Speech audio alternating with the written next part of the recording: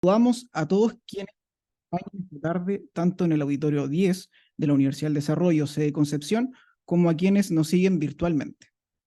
Sin mayores preámbulos, daremos inicio a la presentación del libro Contratos, parte especial, dirigido por el profesor de nuestra facultad, señor Renzo Munita Marambio, y recientemente publicado por la editorial Tirando Blanche.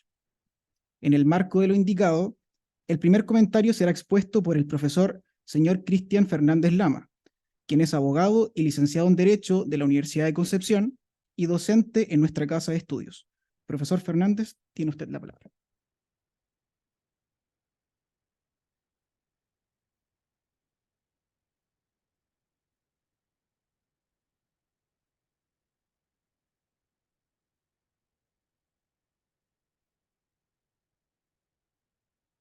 Buenas tardes.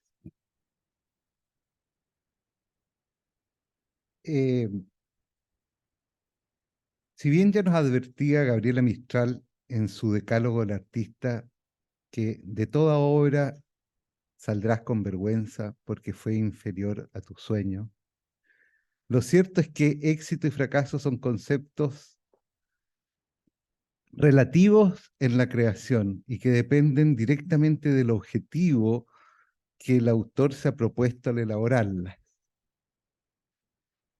Pero aún antes de siquiera indagar en las intenciones de los autores, un mínimo que a priorísticamente puede siempre exigírseles es el de la honestidad intelectual, por la sencilla razón que sin ella no puede haber pensamiento crítico. Y en este punto me parece que puedo afirmar que todos los autores que participaron en esta obra colectiva, o como yo prefiero llamarles, obra coral, lo cumplen soberanamente, y no podía ser de otro modo, pues tal honestidad forma parte de sus recios caracteres morales, como me consta de mi conocimiento personal de muchos de ellos. Ahora, despejada esta tan primaria y básica cuestión, es que podemos consultar por cuál ha sido el objetivo o finalidad que cada autor se ha propuesto al elaborarla. Para este efecto asumiré que las intenciones declaradas por el coordinador en esta obra, en la presentación escrita en el texto, son las mismas que animaron a cada uno de los respectivos autores. Si tales objetivos se han cumplido, los autores habrán coronado con éxito su labor y podrán estar satisfechos de su creación. La presentación del libro nos señala de entrada que no persigue otro objeto que ofrecer a la comunidad académica y profesional vinculada a las ciencias jurídicas una herramienta que contribuya a sus quehaceres cotidianos relativos a lo que en la cátedra llamamos contratos parte especial, y ofrecer encontrar en un solo texto la comodidad de un tratamiento orgánico, positivo y en lo posible jurisprudencial de los contratos del Código Civil. Y nos aclara, para evitarnos toda desilusión, que no tiene afanes de tratado. Y si este ha sido el propósito que ha animado a los autores, y es la vara con que habremos de medirlos, podemos decir confiadamente que han cumplido con creces su objetivo. A mí ya me ha prestado su auxilio en mi ejercicio, en forma rápida y eficaz. Cada uno de los artículos que conforman el libro presenta esa visión panóptica del respectivo contrato, tan útil siempre, y pasa revista a las últimas tendencias doctrinales y jurisprudenciales, y con ello vienen a llenar un sensible vacío existente en el medio. Obras de un autor que constituyan verdaderas monografías sobre un tema son obras de largo aliento, cuya preparación suele demorar años, elaboradas en horas escamoteadas al ejercicio profesional, a la familia y al sueño muchas veces. Este mismo hecho dificulta que ellas puedan permanecer actualizadas, más en un medio pequeño como es el nacional, agregándose a lo anterior que hoy se encuentran en cierto modo castigada la elaboración de libros, pues la creación de artículos reditúa más bajo ciertos criterios de rendimiento académico que desgraciadamente se han instalado, o mejor dicho, se han enquistado desde las ciencias y con gran daño para las humanidades.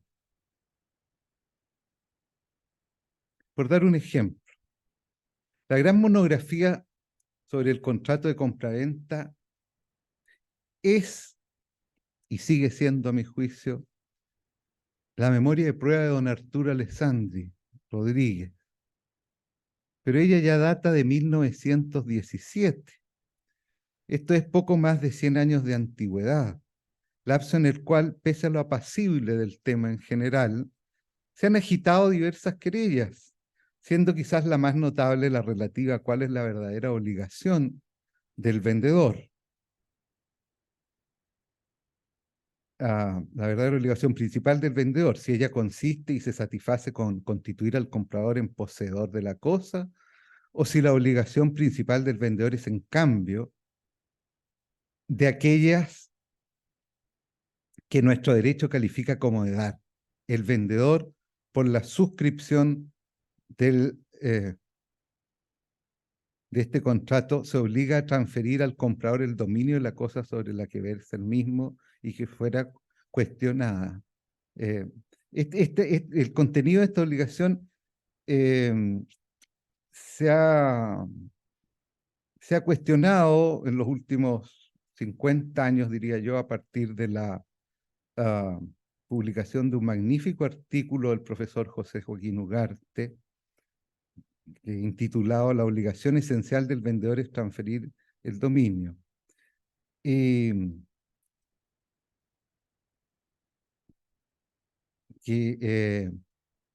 Cuya lectura yo siempre recomiendo porque creo que es una pieza de erudición jurídica. Bueno, todos este y otros muchos temas ahora están recogidos en este libro. Y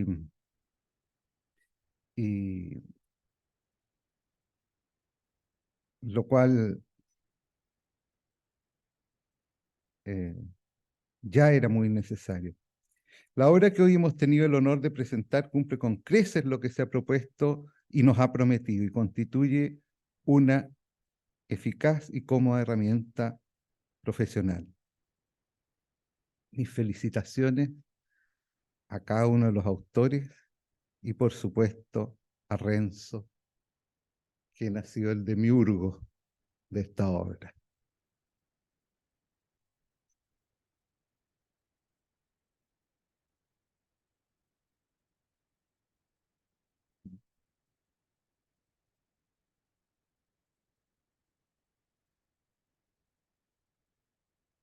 Muchas gracias, profesor. Continuando con esta actividad, le damos la palabra a la profesora de la Pontificia Universidad Católica de Chile, señora Carmen Domínguez Hidalgo, quien es abogada, licenciada en Derecho por la Universidad de Concepción, doctora en Derecho por la Universidad Complutense de Madrid. Profesora, tiene usted la palabra.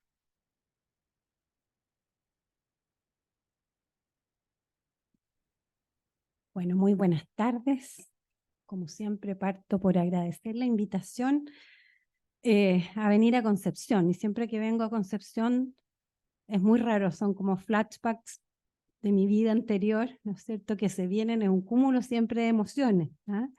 Se suponía que en la mañana iba a estar concentrada en una audiencia testimonial con el abogado Bruno Caprile, pero muy temprano me llama mi actuario, que es Juan Luis Goldemer, para decirme que iban a suspender porque probablemente están llegando a un arreglo. Así que, primero, obviamente me cambió los panoramas, pero después me alegré porque dije, bueno, voy a tener unos minutos para poder recorrer un poco Concepción. Claro que esta lluvia, ¿no es cierto?, no hace tan posible quizás el paseo que hubiera querido. Pero al final terminé almorzando con mi papá en el Club Concepción, donde me casé, así que obviamente se me vienen a la memoria momentos importantes y me vine a ver a mi tía que vive aquí a la vuelta donde yo viví recién casada.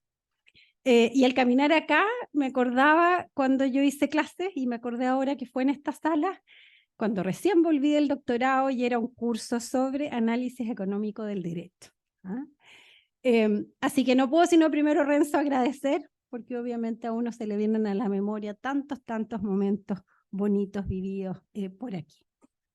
Ahora, por supuesto, yo siempre digo que presentar un libro es una fiesta académica, es un motivo de alegría para todos, en particular para el mundo de raigambre latina como el nuestro, donde el libro es el producto más importante de la investigación jurídica. Es cierto que se nos vienen imponiendo, ¿no? Tal como refería el expositor anterior, esta, de alguna manera, tarea de publicar en revistas indexadas, porque en definitiva son las revistas indexadas las que parecieran medir nuestra productividad. Pero lo cierto, yo siempre me he peleado con todos los directores de investigación de la universidad que han habido para intentar explicarle que aunque es cierto eso para las ciencias exactas, en realidad lo que ha cambiado la historia, lo que ha marcado la historia del derecho, lo que marca la jurisprudencia, basta con revisar las sentencias para observar que la mayor parte de, ¿no es cierto?, las citas que hay en las sentencias son a libros, ¿no? Hay ahora un poquito más de sentencias a artículos, pero la mayor parte de la influencia y de alguna manera las corrientes doctrinales que inspiran a la jurisprudencia son producto de libros, ¿no?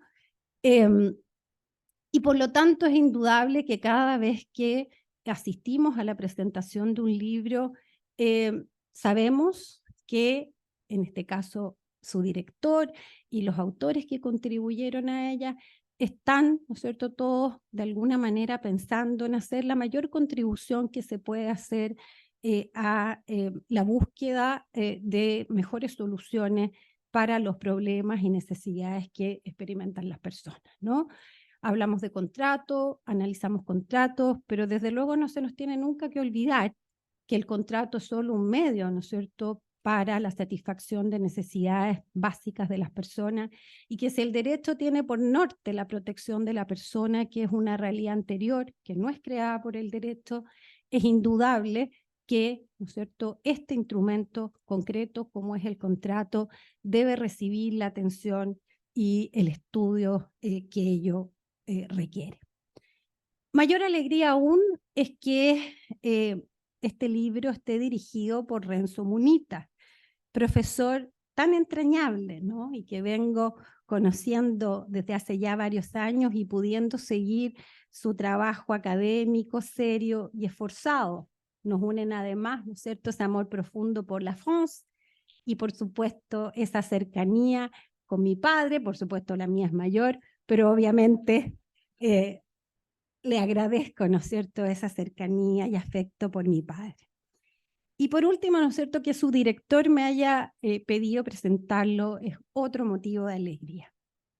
Como entiendo que la presentación de un libro es reconocer el trabajo de quienes han trabajado en él, de quienes los han escrito, y además, de alguna manera, estimular o incentivar a que ustedes compren el libro y lean el libro, no voy a hacer una síntesis de su contenido, ni menos contarles las conclusiones, porque entonces ya no tendría sentido leerlo ni comprarlo, ¿no? Pero quiero apuntar a algunos aportes que creo que este libro hace desde la perspectiva, obviamente, de una profesora de Derecho Civil. En este caso, creo que esta obra puede ser de alguna manera resaltada desde tres perspectivas que nos muestran cuál es su aporte original. Así, en primer lugar, esta es una obra colectiva bien organizada, con un artículo introductorio del profesor Daniel Peñailillo que se conecta perfectamente con el tema más específico, que es el que se quiere abordar de los contratos en particular. Aportan en ella autores de gran experiencia junto a otros que son más jóvenes, hombres y mujeres, enriqueciendo con ello el análisis y comprendiendo las distintas perspectivas que se dan en la vida, ¿no? Es además una obra de derecho chileno que contiene, yo creo que no sé si la han visto todos, pero ahí está la obra, tengo el privilegio, es algo bueno que a uno le invitan a presentar, que le llega el libro, ¿no es cierto? Es una obra de derecho chileno que contiene el estudio, un análisis de 29 contratos que están escritos con clara pretensión de aporte práctico. Yo quiero resaltar esto. Y esto es evidente porque cada uno sigue una estructura clásica de análisis de los contratos especiales en la cátedra, sin ser un libro que tenga grandes pretensiones dogmáticas. En efecto, para cada contrato se sigue en general la siguiente estructura: la presentación de la definición, la referencia a la importancia específica de ese contrato, las características del mismo, sus requisitos, sus efectos y terminación en su caso, ¿no? Se sigue entonces el esquema tradicional de análisis de los contratos en particular que seguimos en clases, y por eso creo que puede transformarse en un libro de rápida y fácil consulta para los estudiantes y para los abogados, porque sigue ese esquema de análisis contractual que todos tenemos de alguna manera en nuestro disco duro, ¿no? Se separan de esta estructura, sí, algunos de los estudios. Desde luego, el introductorio, denominado ante los contratos tipificados, una apreciación de conjunto, que es de Daniel Peña y Lillo, y el de contrato de arrendamiento de obra o servicio en el Código Civil chileno, presentación y revisión crítica, de Gonzalo Severín, y el denominado contratos relacionales como contexto, de Sebastián Campos y Esteban Pereira. Estos dos últimos, más bien lo que contiene es una reflexión sistemática de los contratos que trata. Es un libro, decía yo, que no tiene pretensiones dogmáticas, pues no contiene citas a pie de página, sino referencias en el texto, y en general la presentación de las distintas posiciones doctrinales en torno a un problema está referida de manera muy sintética. Lo mismo sucede con las referencias a las sentencias. No son más de 1, 2 o 3 respecto de aspectos muy puntuales, y por lo tanto no hay grandes ni extendidos estudios de los distintos problemas que plantea cada contrato. Es ciertamente además de puro y duro derecho chileno. No hay en general grandes referencias al derecho comparado. Es por último una obra monográfica sobre un tema de indudable interés en todo sistema jurídico, pero en especial en el nuestro por varias razones. Primero, porque los estudios sobre los contratos, y en particular sobre los contratos especiales, son en general escasos en nuestra bibliografía, y vemos libros, y varios de los libros que existen ya están atrasados. En segundo lugar, porque cada contrato recibe un análisis concentrado y sintético que puede ser, como yo les decía, de fácil y rápida consulta. Y en tercer lugar, los 29 contratos están tratados en un mismo volumen de 960 páginas y que es físicamente muy manejable, ¿no es cierto? Todavía esto uno puede cargarlo y de alguna manera manejarlo, ¿no? Lo que lo hace muy original, porque no tenemos otra obra que concentre un estudio de 29 contratos en Chile, ¿no? Para el análisis de los 29 contratos se parte, y esa fue la sistematización que me imagino decidió Renzo, a partir de las clasificaciones legales de los contratos, ¿no? Y entonces primero se parte desde la forma del perfeccionamiento de los contratos contenidas en el artículo 1443, distinguiendo entre contratos solemnes, reales y consensuales. Luego combinada con la del artículo 1442, que distingue entre contratos principales y accesorios, y con ello a los contratos de garantía, y del artículo 1441, que incorpora a los contratos aleatorios. Se suman los estudios relativos a las cesiones y de los contratos relacionales. Se analiza cada uno de los contratos de forma actualizada, algunos por la importancia que tienen esos contratos en el código y que se revela en la cantidad de normas que lo regulan, o porque son contratos paradigmáticos, tienen una gran extensión y son estudios muy detallados. Así sucede con los estudios de contrato de compraventa de Renzo Munita y Carlos Céspedes, que alcanzan 70 páginas, ¿no? Estudios bastante extensos. Y en el análisis del contrato de hipoteca por parte de Bruno Caprile, que son 104 páginas, ¿no? En otros casos, por la propia especificidad del contrato y por su quizás más reducida aplicación práctica, los estudios son más breves. En algunos casos se hace una sistematización original, por ejemplo, de un supuesto contrato, que como su autora lo aclara, en realidad no es un contrato, como sucede con la sesión de derecho por parte de Claudia Bahamonde, redactado de un modo muy didáctico que no cabe sino felicitar. Y por supuesto, de todos ellos, hay uno que resalta particularmente y que por supuesto en mi opinión es el mejor, que es el de contrato de mandato de don Renzo Munita y don Ramón Domínguez Águila, ¿no? Como advertí, obviamente yo creo que se están empezando a desesperar, no pretendo entrar al análisis pormenorizado de cada contrato. No voy a analizar ahora los 29 contratos porque obviamente me tomaría tanto tiempo como escribir un nuevo libro, ¿ah? Pero sí quiero hacer algunas consideraciones en torno a el aporte, ¿no? Y la originalidad de la obra. Y es que, por supuesto, el primer aspecto a resaltar es la relevancia del análisis de los contratos. El negocio jurídico, como obviamente prefiero y debo denominarlo cuando hay un profesor, ¿no es cierto?, que nos ha enseñado que es el negocio jurídico, es la forma jurídica más relevante de proyección de la voluntad en el derecho. De hecho, como bien sabemos, hay doctrina comparada relevante que considera que en realidad la voluntad es el único requisito, en definitiva, del negocio jurídico, en cuanto todos los demás se resumen o se reconducen a la expresión o exteriorización, a la emisión válida de la voluntad. Pero entre los negocios jurídicos, el contrato tiene un impacto trascendental en la satisfacción de las necesidades de las personas.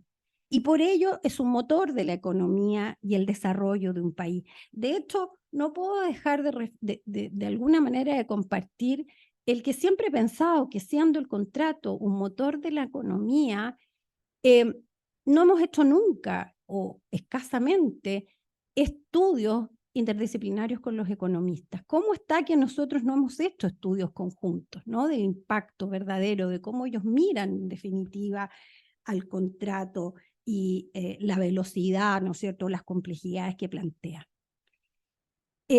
Además, el contrato es el que se celebra de los negocios jurídicos con mayor frecuencia porque el testamento, que si bien es cierto es otro gran instrumento jurídico, proyección de la voluntad, es escasamente utilizado en la vida práctica nacional, ¿no? Una gran diferencia. El otro día invitamos a un profesor español que nos contaba que el 80% de los españoles testan, ¿no?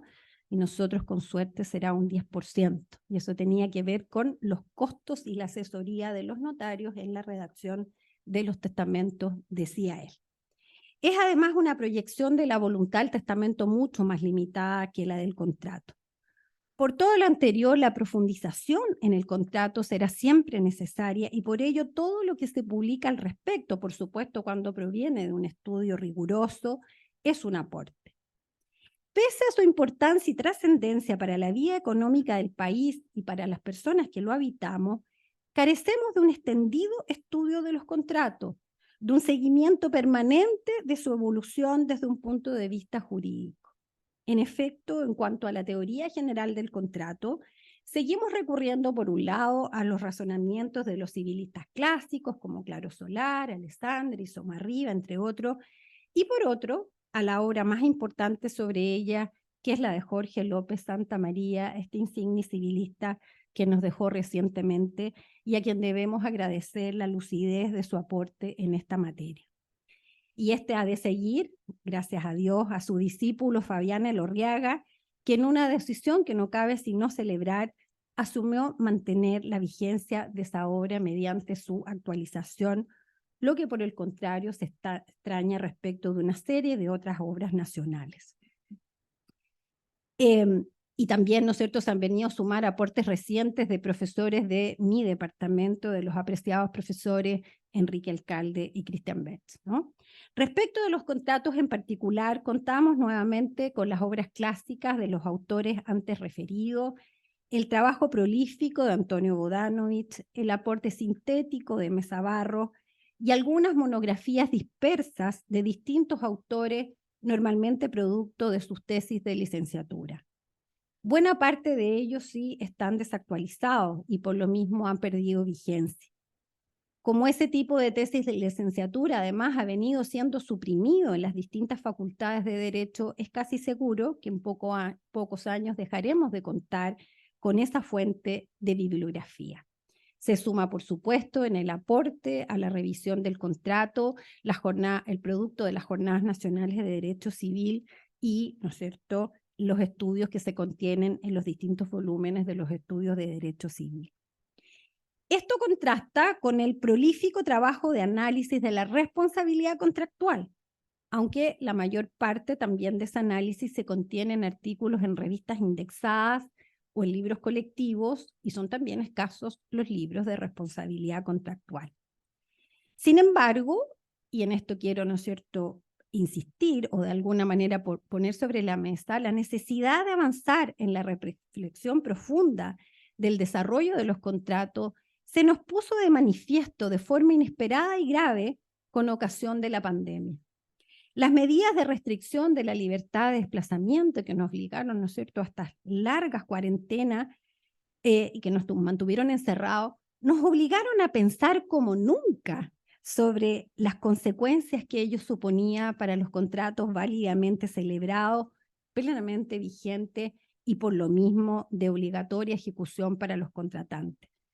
Nunca habíamos reflexionado tanto en torno al caso fortuito o la fuerza mayor, en torno a la teoría de la imprevisión, a la frustración del contrato, a la bilateralidad de las obligaciones, a los principios de libertad contractual, de fuerza obligatoria del contrato, de revisión del contrato, a la diferencia entre el incumplimiento total o parcial tardío defectuoso, el alcance de principio de la integridad del pago, la distinción cardinal entre el contrato a la romana, ¿no es cierto?, libremente discutido y el contrato de adición, la importancia de la inclusión de cláusulas de cambio de ley o de cláusulas hardship o de onerosidad sobreviniente, entre tantos otros temas. Nunca habíamos reflexionado tanto como sistema jurídico en torno a la realidad del contrato y de sus efectos.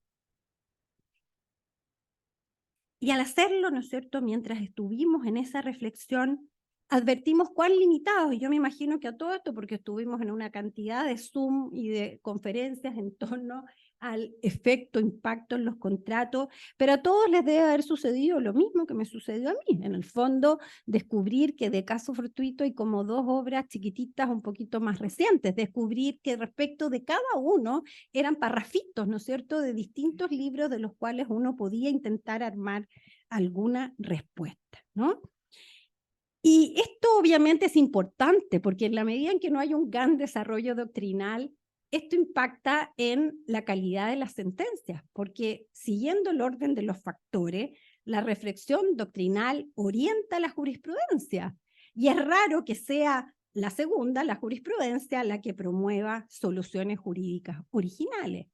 Salvo, claro está, la fecundidad creativa de una sala de la Corte Suprema que todos conocemos y que nos tiene en vilo de tiempo en tiempo, ¿no?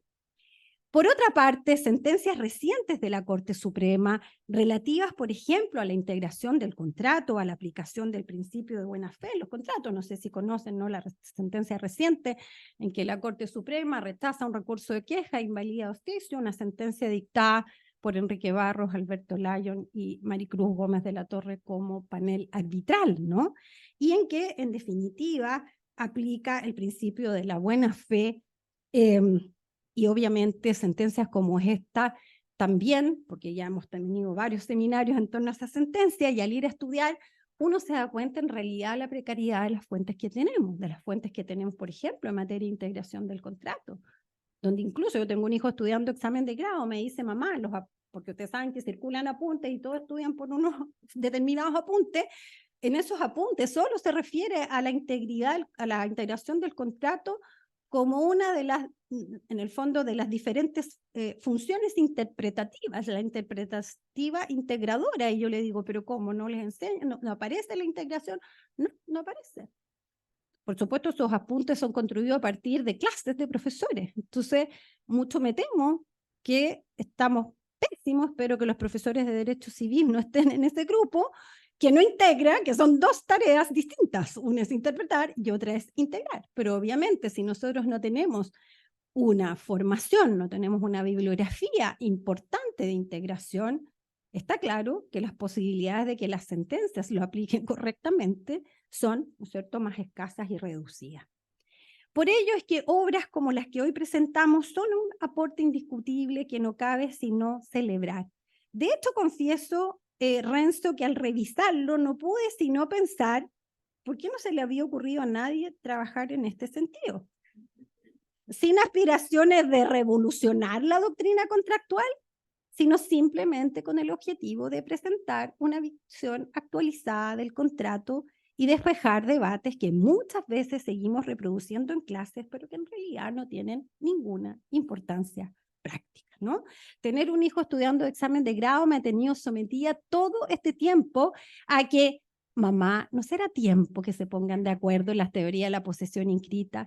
Mamá, ¿no será tiempo que se pongan de acuerdo? Todo el rato me está diciendo, y en realidad he advertido la cantidad de tonteras que enseñamos y cómo es posible, o sea, cómo de alguna manera es inexplicable que un sistema jurídico no pueda dar una respuesta cierta a problemas que llevan 20, 30, 40 años, ¿no es cierto?, planteándose, ¿no? De hecho, la rápida revisión de los estudios contenidos en este libro permite advertir la actualidad de los temas que se abordan y que revisan en toda su amplitud la gran gama de figuras contractuales que existen y en la relevancia que ellas tienen, como les decía, para la satisfacción de las más diversas necesidades humanas o sociales. Por eso, dado que, ¿no es cierto?, Renzo se animó a emprender este rubro, quizás animarlo, ¿no es cierto?, a seguir ahora con una que sea sobre teoría general del contrato, ¿no? O quizás de contratos atípicos, ¿no? En síntesis, nos alegramos por el estupendo trabajo que se contiene en este libro y que sin duda constituye un aporte en cuanto puesta al día del análisis. Felicitaciones a la editorial Tirant Leblanc, de cuyo comité editorial internacional me honro en formar parte. Felicitaciones a su director, Renzo Munita, porque esta publicación envuelve un inmenso esfuerzo que no podemos sino celebrar y admirar. Felicitaciones a cada uno de los 28 autores de los 29 estudios comprendidos en este trabajo. Gracias y felicitaciones también a la Facultad de Derecho de la Universidad del Desarrollo, que por supuesto le da el apoyo para que Renzo pueda hacer este trabajo. Y gracias a todos ustedes por su asistencia y su paciencia.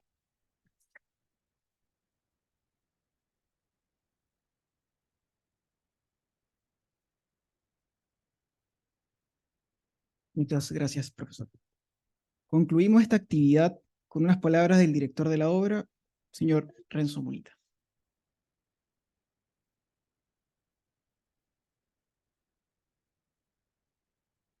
Bien, muchas gracias.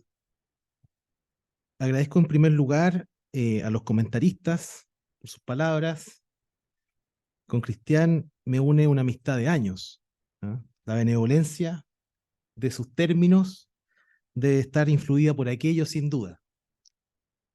Respecto a la profesora Domínguez, expreso una admiración profunda, no tan solo por los avances que de su pluma ha experimentado nuestro derecho, sino que también por su valentía a la hora de defender ciertos planteamientos que más que alguna incomodidad pueden generar y algunos hemos preferido incluso soslayar. Debo decir que mi rol ha sido el de reunir a un conjunto de profesores y de profesoras que compartían la idea en torno a la importancia de contar entre nosotros con una obra con una pretensión mayor a la de un manual, pero menor a la de un tratado, ya lo mencionaba Cristian, y que abordara los contratos del Código Civil y quizá algunos otros. y que incluso comprendiera alguna reflexión respecto de lo que por parte general se entiende.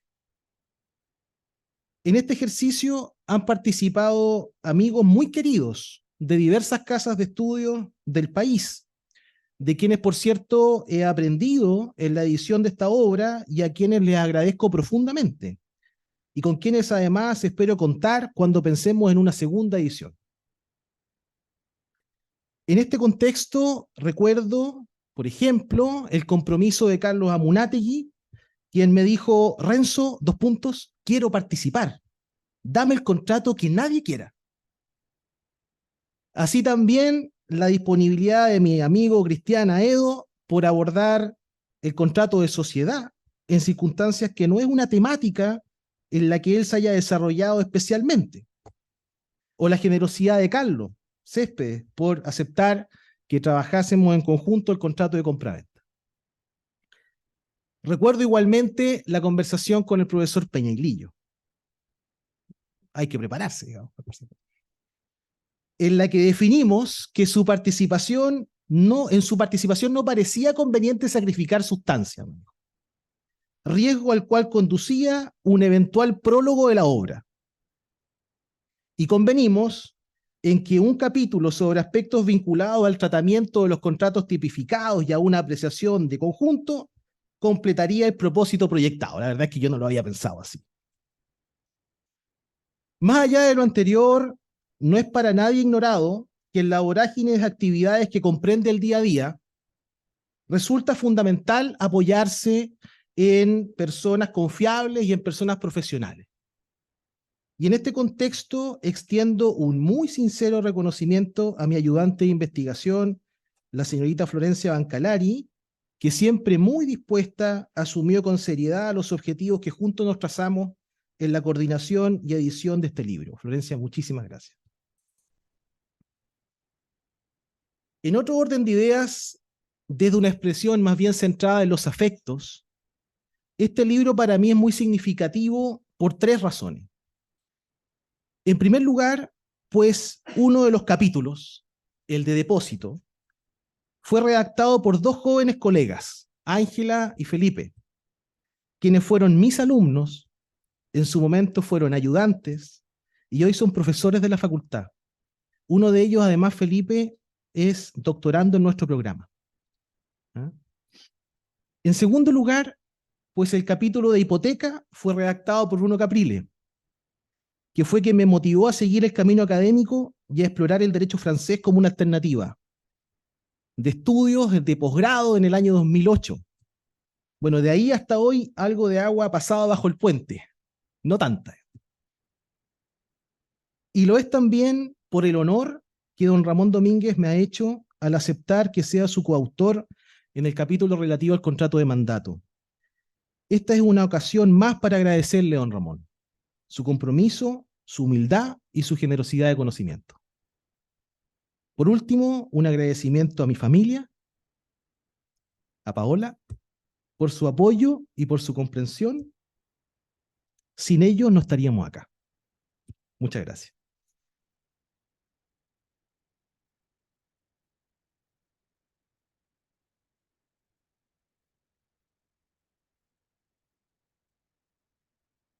Muchas gracias, profesor. Con estas palabras damos por concluida la presentación del libro, agradeciendo a cada uno de ustedes por acompañarnos durante esta jornada. Que tengan una buena tarde.